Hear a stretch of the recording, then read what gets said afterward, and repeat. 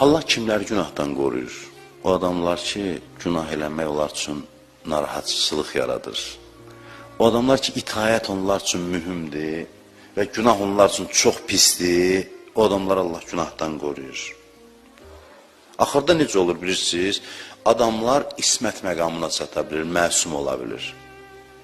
Sizə biz məsum 14 nəfərdir? Xeyr. 14 nəfər, 14 məsum ayrı, dərəcədir o. O əhl-i beytdir o.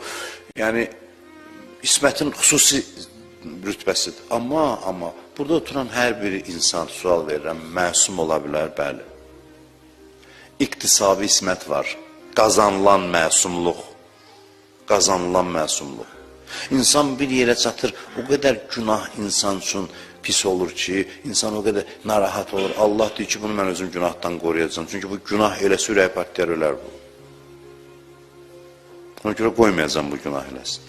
Bəli, insan gəlir yavaş-yavaş, məsumluq xüsusiyyəti onda yarana bilir. Başa düşürsünüz məntiqi?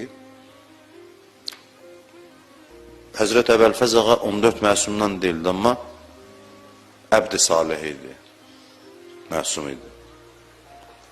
Deyir, Əli-Əkbər, Həzrət Əli-Əkbər Allahı tanıyan gündən, yəni yetkinlik dövründən bir an belə Allah itaətdən çıxmadı. Bir saniyə. Bunlar hamısı onların məqamları haqqındadır. Amma bunlar 14 məsumdan deyirlər.